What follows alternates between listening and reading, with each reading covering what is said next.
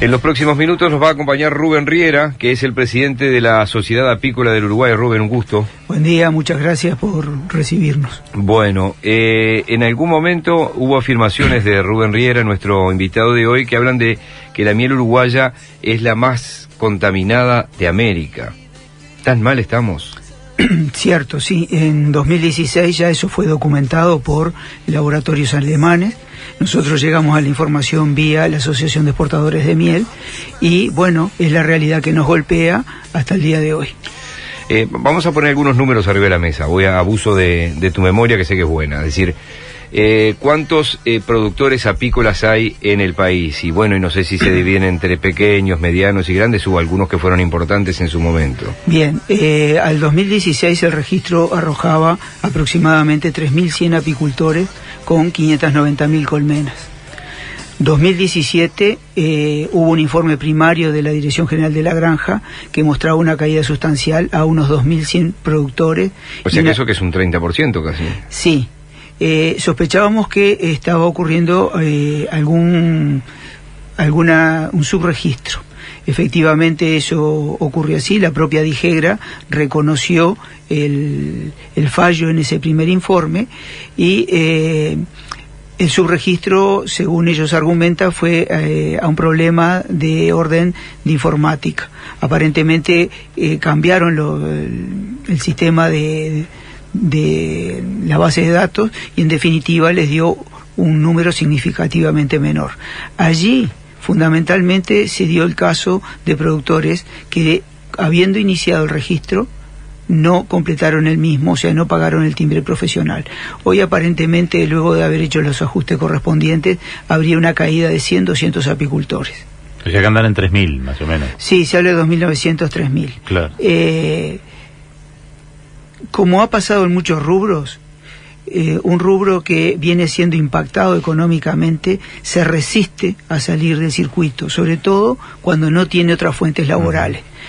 Pensamos que para este año 2018 y venidero la situación sí va a ser muy dramática y la caída ahí recién va a ser visible. Arrancamos hablando de contaminación y dijimos que estaba muy mal, pero lo que no hablamos contaminación, ¿por qué? ¿De qué estamos contaminando? Bueno, hoy por hoy hablamos del glifosato. ¿Cómo se da esta sucesión de hechos? Arranca en marzo del 2015, cuando la Agencia Internacional de Investigación sobre el Cáncer de la OMS eleva la categoría del glifosato a probablemente cancerígeno, categoría 2A. Eso disparó una serie de alarmas en Estados Unidos, Europa, y definitivamente en Europa en particular motivó los controles de residuos de glifosato. Hasta el 2015 se usaba en el mundo el glifosato de forma totalmente inconsciente, entonces, ¿cómo era la historia? Porque uno puede decir, esto empieza en 2015. Pasaba con el DDT antes. Claro, pero, seguro. Pero el glifosato, ¿desde qué año se usa en Uruguay, por ejemplo? Desde el 74 comienza a utilizarse el glifosato para el combate de malezas. Nunca se lo utilizó en forma significativa, porque los cultivos también eran sensibles al glifosato. Entonces combatir la maleza podía también implicar el cultivo del daño al cultivo. A mediados de los 90, con la introducción de los organismos genéticamente modificados, comienza el ascenso en el uso de glifosato hasta... Porque ahí el cultivo se salva y se muere todo lo que hay alrededor. Exactamente. Desarrollaron vegetales resistentes al glifosato. De ahí en adelante el uso de glifosato fue incrementándose, casi diría uno exponencialmente. Y a partir del 2004, cuando nos invaden los argentinos con la soja, me imagino que ahí se vino más producción, más glifosato. Seguro. Hay que tener en cuenta tres factores. Primero, la introducción de los organismos genéticamente modificados en el Uruguay. Ya en el 2013 aprueba el maíz BT, el evento que no recuerdo ahora la categorización, pero en definitiva resistente al glifosato. ¿Eso 2003 o 2013? 2003. 2003. Que eso incluso llevó a un recurso de amparo que en definitiva el maíz BT se implantó. Bien, luego de la llegada del maíz BT aparecen los cultivos de soja transgénica resistente al glifosato. ¿Qué ocurre? El área creció hasta 1,5 millones, hasta estamos hablando, el país tiene 15 millones se vendieron de hectáreas 1.600.000 hectáreas, o sea que seguro, pero 15 millones millones de hectáreas rurales. 1,5 millones, ¿está bien? Llegaron a ser de soja. Si a eso le sumamos el desarrollo de malezas resistentes, como ha ocurrido en Estados Unidos, está ocurriendo acá, ni que hablar en Argentina, los productores agrícolas comienzan a esparcir más glifosato de lo que estaba previsto. Si a eso le sumamos, que acá viene el punto más crítico, el uso de glifosato pre-cosecha para desecar las plantas y luego cosecharlas, el aumento de consumo de glifosato llegó a tal punto que en 2014 el país importó casi 15 millones, ¿sí? Casi 15 millones de principio activo de glifosato, lo cual supera la cifra de miel producida en el país. No sé si se tiene una idea de la magnitud. Sí, ahora esto no solo afecta a la miel, a las colmenas, ¿qué hace el glifosato? ¿Las mata? ¿Mata a las abejas directamente o no? No. Los problemas que tenemos con la apicultura son, primero, el glifosato se implanta en un modelo muy extensivo de producción agrícola, donde tenemos miles de hectáreas de cultivos transgénicos o no transgénicos que requieren glifosato. Esas miles de hectáreas pueden ser consideradas como áreas monoflorales. Como todo ser viviente, la abeja requiere una dieta variada, sí, me imagino. Variada. Y esa dieta variada la consigue en múltiples fuentes florales. Si esas múltiples fuentes florales son combatidas, como lo son por el glifosato, evidentemente va a haber un disturbio nutricional en las abejas. Eso por un lado. El hecho de ser cultivos monoflorales implica que la abeja solo disponga de alguna semana para alimentarse. Una vez que terminó la floración de ese cultivo, la abeja ya no dispone de alimentación. ¿Qué es lo que hace el apicultor? Mover sus colmenas. Eso tiene un costo para la producción, tiene un costo para la integridad de la colmena, se pierden colmenas en los traslados. Evidentemente, el apicultor que mueve las colmenas la va a llevar a otro lugar donde probablemente la productividad sea menor. Ahora, ¿a dónde mueve? Estamos hablando solo de glifosato, no estamos hablando de los insecticidas, que ese es otro problema. Porque el paquete tecnológico no solo implica el glifosato, tenemos los insecticidas de por medio. Entonces, ¿a dónde mueve el apicultor las colmenas que no se vea expuesto a insecticidas en ese momento o en la semana siguiente? En algunas zonas a ningún lado, está atado de pies y manos. Bueno. En algunas zonas del país no tiene dónde disparar. Nosotros hemos calculado el área de exclusión, o sea, no el área de cultivo, sino el área, ¿sí?, por fuera del cultivo, donde el apicultor no debiera llevar colmenas por el riesgo que implican los insecticidas. Eso determina que prácticamente haya departamentos como Soriano, Río Negro, Colonia, donde la apicultura a largo o corto plazo va a ser inviable. ¿Qué pasa con los controles? Es decir, ¿qué reglamentación tenemos y qué se controla en Uruguay sobre el uso de insecticidas y glifosato? ¿O esto es un viva la pepa, pongo lo que quiero y tiro lo que quiero? Bueno, si bien desde el Ministerio se ha hablado mucho en cuanto al control, a la trazabilidad de los insecticidas, del glifosato, en los hechos realmente no lo existe. Les doy, por ejemplo, lo siguiente. Desde 2010 hemos estado trabajando en lo que se ha denominado Grupo Asesor en Fitosanitarios y Abejas, en el ámbito de la Dirección General de Servicios Agrícolas.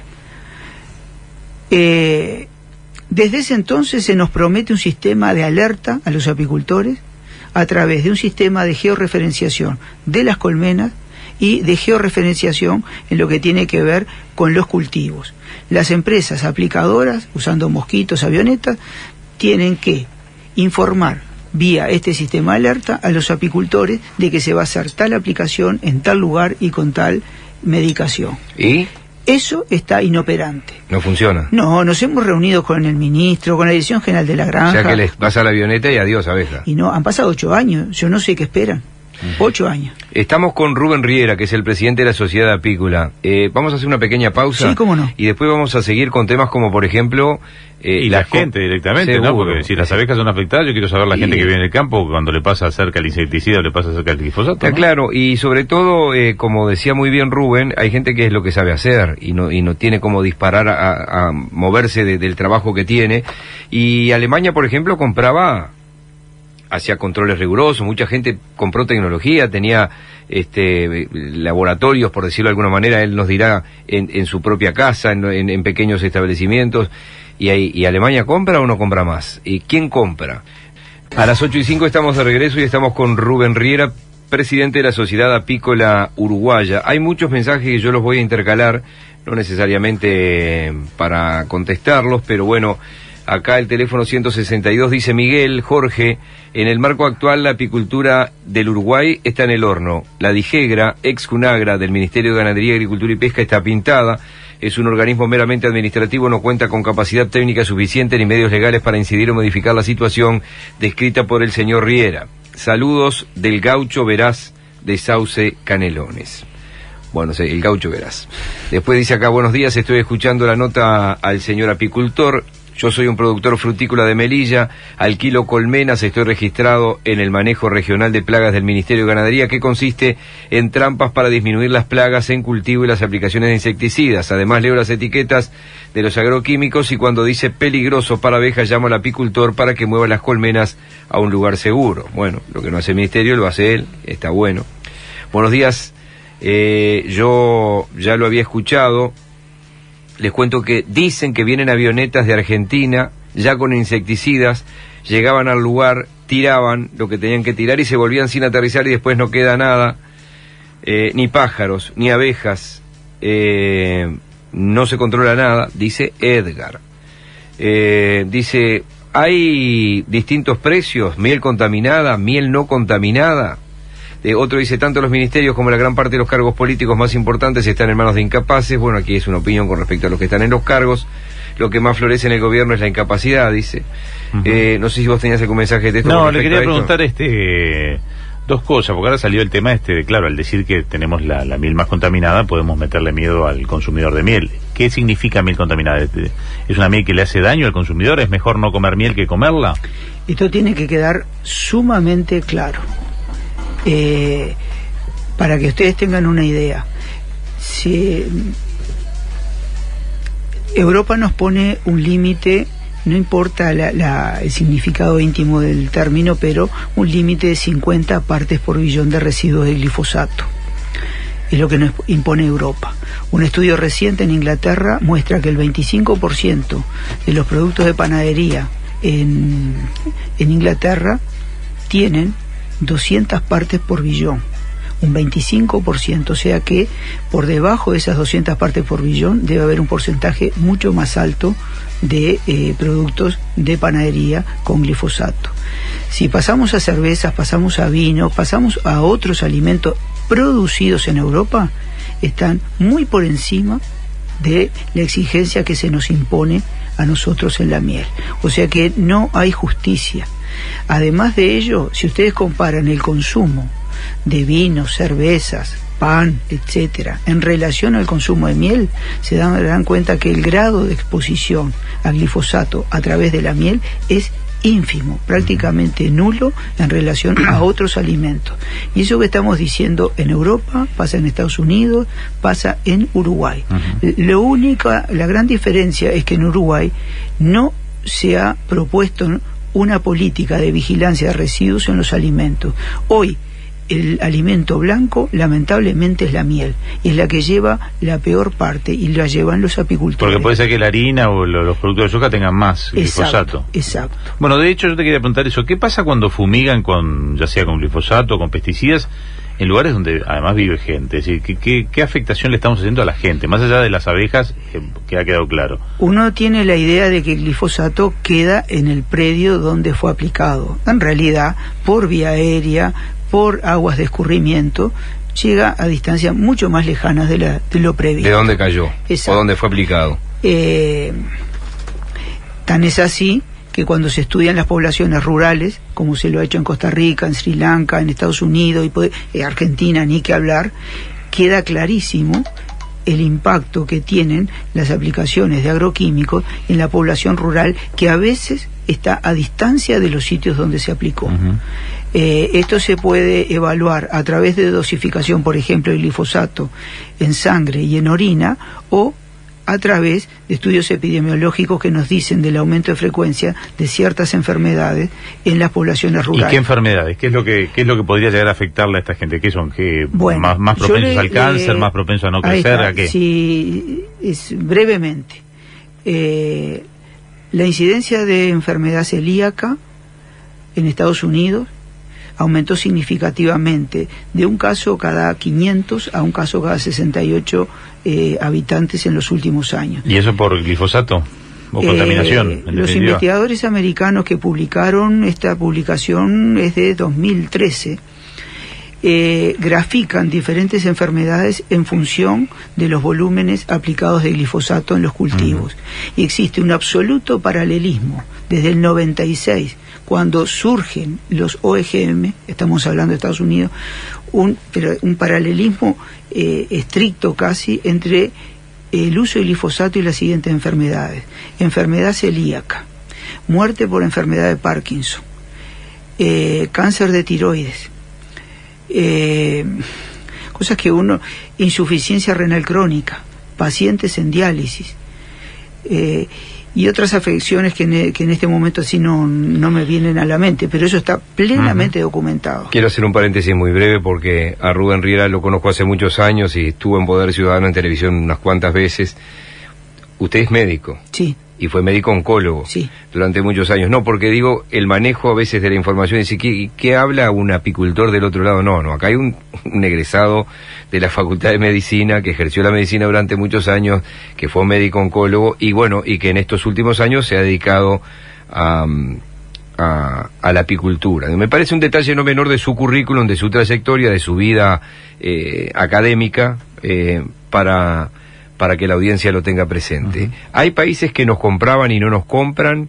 ¿Quiénes son los países que nos compran más? Y la tercera parte de la pregunta: Alemania compraba aquellos famosos tanques de 200 litros, ahora no, o sí. ¿Cómo está esa situación? Bueno, el año pasado, hasta donde tengo presente las estadísticas, una Alemania que nos compraba el 90% de la miel pasó a comprarnos un 15% de la miel. Estamos hablando de una caída de un sexto. ¿A dónde fue a dar el resto de la miel? Bueno, la que se pudo vender, porque a noviembre del año pasado, de unos 10 millones tal vez de kilos producidos, 2 millones estaban en los depósitos de productores y exportadores. Invendible. Al día de hoy esa situación persiste y es más grave. O sea que hay toneladas de miel sin vender. Sí, millones de kilos sin vender. Porque no hay comprador. No hay comprador. Y si lo hay es a precios extremadamente bajos que no cubren los gastos y los apicultores se resisten a venderlo. ¿Y eso qué duración tiene esa miel? ¿Es un clavo? No se sabe qué destino va a tener hoy por hoy. Volviendo, digo, España salió a comprarnos mieles en un rango de 50 a 100 ppb, partes por billón, que evidentemente ellos deben someterlo a algún tipo de mezcla para que pueda estar disponible en el mercado donde ellos comercializan. El gran comprador de alternativa fue Estados Unidos el año pasado, con un 60% del volumen producido. Después hay países menores. ¿Sí? No, le voy a pedir que se ponga los auriculares un segundo porque hay un oyente que hace una pregunta, es una pregunta grabada. A ver, lo escuchamos, Enrique. Hola, buenos días, yo soy Eduardo y fui apicultor y es una profesión muy muy noble y aparte la gente no se da cuenta lo importante que es la polinización a través de las abejas y lo que está pasando con la soja transgénica y con el glifosato. Bueno, eso ya viene desde bueno, como dice Riera, desde el 94 y es un desastre porque la verdad que es una práctica muy egoísta porque podría ser muy diferente la situación en el campo uruguayo y yo siempre digo que tendríamos que haber tomado el camino de la ecología, que en cualquier lugar del mundo cuando uno va y visita ve que los productos ecológicos y orgánicos son los que cuestan más, ganaríamos más y el campo sería otro lugar, como debería ser en verdad. Bueno, muchas gracias y por un país más ecológico, más orgánico. Bien, era un oyente simplemente que estaba haciendo ese aporte. También es cierto, a mí uno de mis hijos fue increíblemente, ¿no? El que me hizo leer algunas cosas, en otras me ayudó porque son artículos científicos de Europa y de Estados Unidos en inglés que hablan de que sin abejas no hay mundo y uno dice, que están exagerando, y uno se entra a profundizar y se da cuenta que es real. Exacto. No sé si llegaríamos a tal situación. Digo, las abejas llegaron a América en siglo XVII en los procesos de colonización de nuestro continente. Y había mundo. Y había mundo. Es evidente que la población mundial ha crecido y las necesidades de alimentos son tales que implican una producción agrícola mucho más significativa que siglos atrás. Para lograr esas producciones es necesario la presencia de polinizadores. Si perdemos los polinizadores, y en particular la abeja, evidentemente las fuentes de alimentos se van a ver muy menguadas, y bueno, vamos a tener problemas de orden nutricional. Hablamos de glifosato, hablamos de lo que son los insecticidas, pero ¿y qué pasa con la fertilización también de los campos? ¿Afecta los cursos de agua? ¿En eso qué está afectando a ustedes? ¿Los afecta, no los afecta? Viste que estamos hablando de crecimiento de algas en el agua que tomamos nosotros, en fin, todo eso que viene también. Sí. Yo pondría, hablamos de glifosato, hablamos en el plano de los herbicidas. Brevemente, digo, las malezas están generando resistencia. 70% del aumento los cultivos de soja en Estados Unidos están demandando un 70% más de uso de glifosato para combatir maleza, y en el algodón un 50% más de uso. Eso está ocurriendo acá, está ocurriendo en Argentina. La carga de glifosato en los suelos cada vez es mayor. Ese es algo que nos pega. Después vienen los insecticidas, los neonicotinoides, que nosotros mantenemos una lucha firme desde hace años por la abolición de los neonicotinoides. Estamos hablando de tiametoxan, imidacloprid, el más conocido, el gaucho, y lo venimos diciendo con fundamento. Digo, no es una posición arbitraria nuestra, caprichosa, hay fundamentación. Y bueno, los estudios van llegando y confirmando nuestros planteos del daño que nos hacen los neonicotinoides. Esto ya empezó en el 2008 o 2007 con el fipronil, que no es un neonicotinoide, pero luego sí con el tiametoxan en el área de flores. Esta posición de la sociedad apícola finalmente fue que ya Europa hace unos años venía anunciando el retiro de estos 3 neonicotinoides. Bueno, finalmente ahora en marzo quedó definida la abolición por el daño que produce sobre la población de polinizadores. O sea, la comunidad europea está preocupada porque la pérdida de polinizadores implica la pérdida de fuente de producción de alimentos y pérdida de la calidad de los alimentos. O sea que aquello que parecía una utopía, como lo fue también la lucha contra el fipronil, en realidad en los hechos se está dando, y se va a dar con el glifosato. El glifosato estaba previsto validarlo 15 años. Hoy, en diciembre de 2017, la Unión Europea lo valida 5 años más. Sí, solamente. Sí. Es muy bueno ese dato, ¿no? Porque la gente repite, en Europa no está permitido. No, error. Está permitido. Y además se le prorrogó el plazo. Exacto. Con muchas limitaciones también. No, está claro, y seguramente que más controles que acá, pero... Y va a haber un periodo de supresión progresiva del glifosato que no va más allá de los 3 años. Pero acá en el Uruguay no hemos tomado ninguna conducta al respecto.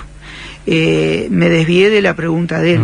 En tercer lugar está, digo, los fertilizantes a nosotros, que yo reconozca, no nos generan un impacto mayor. Lo que sí genera es un impacto mayor en las aguas. Digo, ustedes tienen muy claro, obviamente. La sociedad tiene muy claro lo que está ocurriendo con las aguas. Pero eso ya para consumo humano y para consumo animal, pero animal deporte. No, las abejas no se ven afectadas por esto.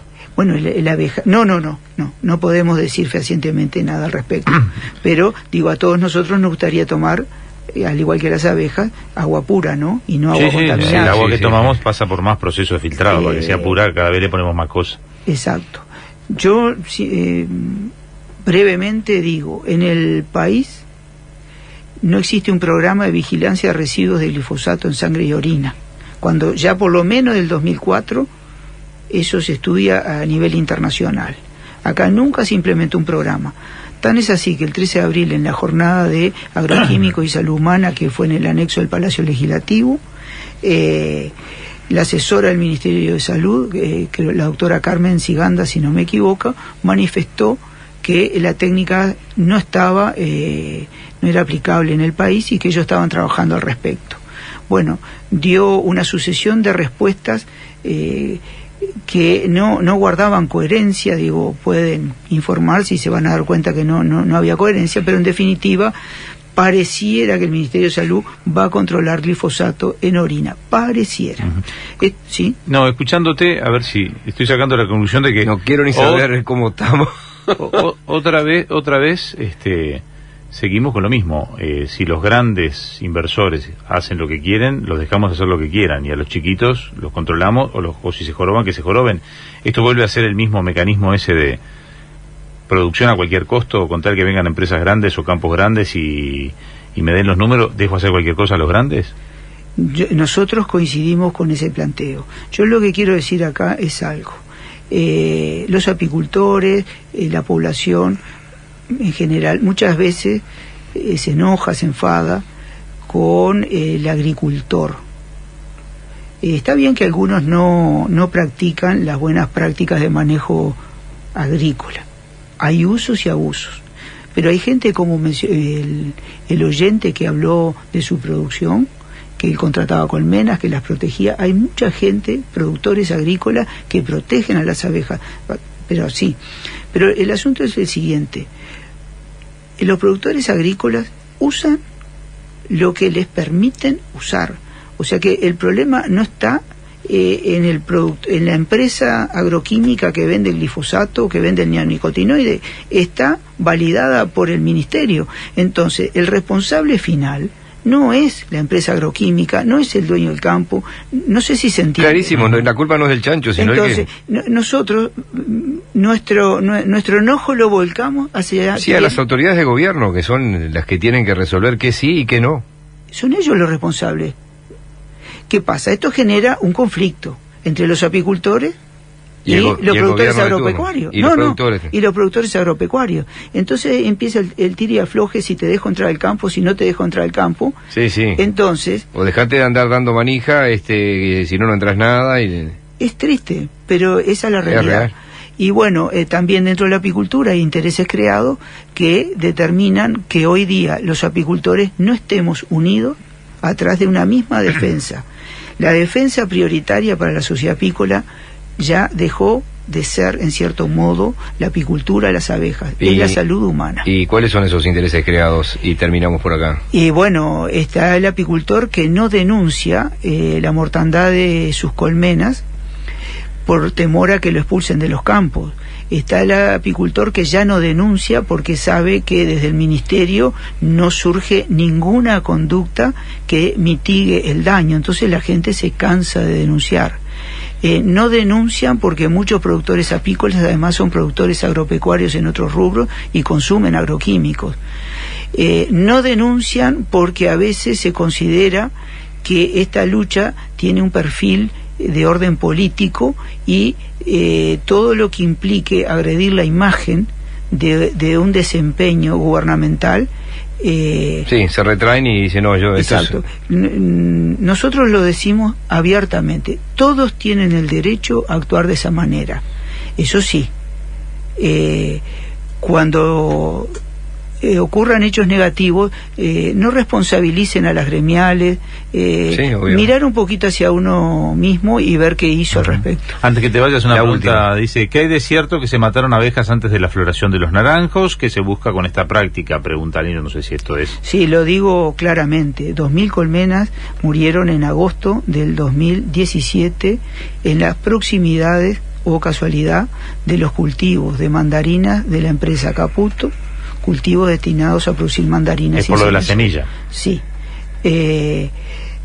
1 o 2 exámenes de análisis de abejas mostró clorpirifos, así lo admitió la empresa, así lo reconoció el Ministerio de Ganadería, Agricultura y Pesca, pero nosotros sabíamos que había otra sustancia que también se demostró, y fue el fipronil.